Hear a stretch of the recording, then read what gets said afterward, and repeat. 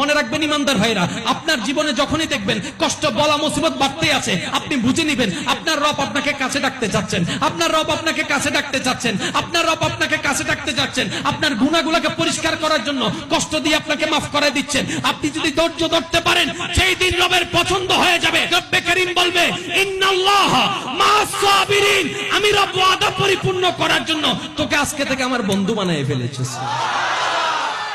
আল্লাহর এমন কোন বন্ধু নাই যার জীবনে কষ্ট নাই।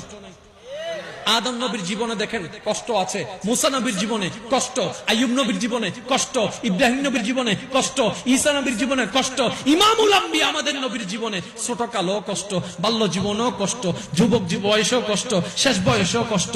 ও নবী, এত কষ্ট কেন? আপনি আপন করে নিলেন কেন? নবী বলে, আমার আল্লাহ কষ্ট দিতে ভালোবাসে, আমিও কষ্ট পেতে ভালোবাসি। আর কোন আপত্তি আছে?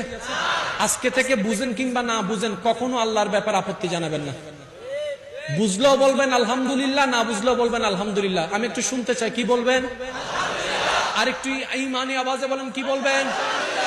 বুঝলেও, না বুঝলেও, পাইলো, না পাইলো, পক্ষে হইল, বিপক্ষ হইল, এক কথায় শেষ। মওলা তুমি যেমনে রেখে খুশি, আমি সেমনে থেকেও খুশি। আমার কোন হা হুতাশ আফসোস কেন নাই? জগৎ যদি প্রশ্ন করে, কি রে কি আপত্তি জানাস না কেন? আপনি বলবেন, আপত্তি করার মতো নিম্নতম যোগ্যতা লাগে। আমি নিজেই তো আমার না, আমার যা আছে সব বারাটিয়ার। আমার হা তো আল্লাহর দেওয়া, আমি বারাটিয়ার অহংকার করার কোনো অধিকার। আপনি জানেন আল্লাহ আমাদেরকে কতটুকু ভালোবাসে? আমাদেরকে জান্নাত দেওয়ার জন্যই আল্লাহ পাক কত হাজার রাস্তা খুলে দিয়েছেন। আমি শুধু প্রশ্ন করব, যার যত শক্তি আছে উত্তর দিয়ে যাবেন। আমাদের আল্লাহ অতীত বর্তমান ভবিষ্যৎ জানে কি জানে না? আল্লাহ তাআলা কার আমল কেমন জানে কি জানে না? কে জান্নাতে যাবে কে জাহান্নামে যাবে জানে কি জানে না? কার সওয়াব বেশি কার গুনাহ বেশি জানে কি জানে না? তো জানান, যদি আল্লাহ সবকিছু জানে, মরার পরে ডাইরেক্ট জান্নাতে দিয়ে দিত, জাহান্নামীকে জাহান্নামে দিয়ে দিত, কাজ তো শেষ।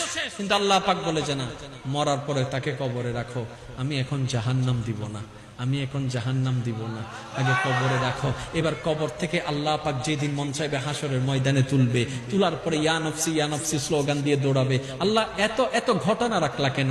এত কাহিনী রাখলা কেন? এতটুক আমাদের ঈমান বলে, তোমার প্রত্যেকটা কাজের মধ্যে কোনো না কোনো কারণ আছে, তোমার প্রত্যেকটা কাজের মধ্যে কোনো না কোনো রহস্য আছে। কাউকে তুমি টাকা দিয়ে পরীক্ষা করো, কাউকে তুমি টাকা নিয়ে পরীক্ষা করো, কাউকে তুমি সন্তান দিয়ে